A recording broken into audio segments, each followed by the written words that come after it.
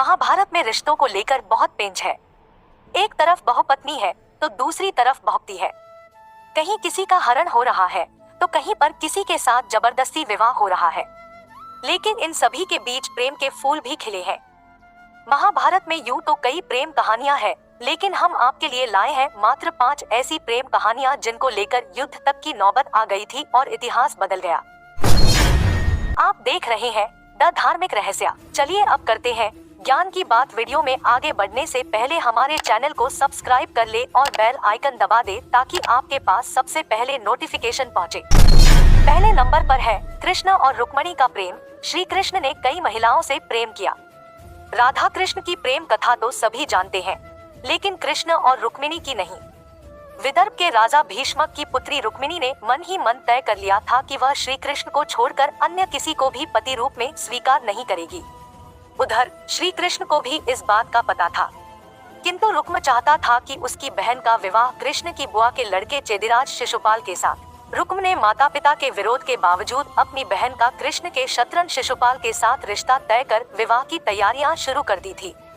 रुक्मिणी को जब इस बात का पता लगा तो वह बड़ी दुखी हुई और तब उसने एक ब्राह्मण को द्वारिका श्री कृष्ण के पास भेजा। अंततः श्री कृष्ण को रुक्मिणी का हरण कर उनसे विवाह करना पड़ा। दूसरे नंबर पर है राधा और कृष्ण। राधा को कृष्ण का प्रेम विवादित रहा है। राधा का जिक्र पद्म पुराण और ब्रह्मवैवर्त पुराण में मिलता है।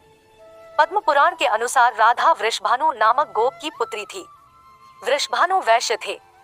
ब्रह्मवैवर्त पुराण के अनुसार राधा कृष्ण की मित्र थी और उसका विवाह रापाण, रायण अथवा अयनघोष नामक व्यक्ति के साथ हुआ था।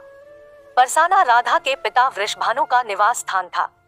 बरसाने से मात्र 4 मील पर नंदगांव है, जहां श्री कृष्ण के सौतेले पिता नंदजी का घर था। होली के दिन यहाँ इतनी धूम होती है कि दोनों गांव एक हो जाते हैं। बरसाने से नंदगांव टोली आती है और नंदगांव से भी टोली जाती है। कुछ विद्वान मानते हैं कि राधा जी का जन्म यमुना के निकट स्थित रावल ग्राम में हुआ था और बाद में उनके पिता बरसाना में बस गए, लेकिन अधिकतर मानते हैं कि उनका जन्म बरसाना में हुआ था। राधा रानी का विश्व प्रसिद्ध मंदिर बरसाना ग्राम की पहाड़ी पर स्थित है।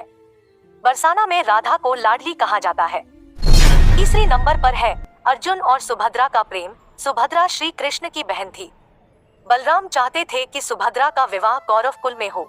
बलराम के हट के चलते ही तो श्री कृष्ण ने सुभद्रा का अर्जुन के हाथों हरण करवा दिया था। बाद में द्वारका में सुभद्रा के साथ अर्जुन का विवाह विधि पूर्वक संपन्न हुआ। विवाह के बाद वे 1 वर्ष तक द्वारका में रहे और शेष समय पुष्कर क्षेत्र में व्यतीत किया। 12 वर्ष पूरे होने पर वे सुभद्रा के साथ इंद्रप्रस्थ लौट आए। इंद्रप्रस्थ में जब सुभद्रा द्रौपदी से मिली तो उसने तुरंत अर्जुन से अपनी शादी के बारे में नहीं बताया, लेकिन जब वे घुल मिल गई तो सुभद्रा से सच्चाई बता दी और द्रौपदी ने उसे स्वीकार कर लिया। चौथे नंबर पर है हिडिंबा और भीम। 5 पांडव लक्षागृह से बचने के बाद एक रात जंगल में सो रहे थे और भीम पहरा दे रहे थे।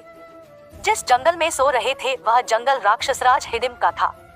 उसकी पुत्री का नाम हिडिंबा था, जो कि एक नर भंसक थी। उसने जंगल में भीम को देखा तो उसके प्यार में पड़ गई और अपने भेष बदलकर भीम से शादी करने का प्रस्ताव रख दिया। बहुत कठिनाइयों के बाद दोनों की शादी हो गई और दोनों कुछ समय तक साथ रहे। जब भीम ने उसे छोड़ दिया उसके बाद उसने घटोत्कच को जन्म दिया, जिसकी उसने बिना किसी पश्चाताप के अकेले देखभाल की। 5वीं और आखिरी नंबर पर है कर्ण और द्रौपदी की प्रेम कथा। हालांकि यह कथा मान्यता पर आधारित है। कहते हैं कि द्रौपदी को महारथी कर्ण से प्रेम था और कर्ण को भी द्रौपदी पसंद थी। स्वयंवर में कर्ण भी गए थे।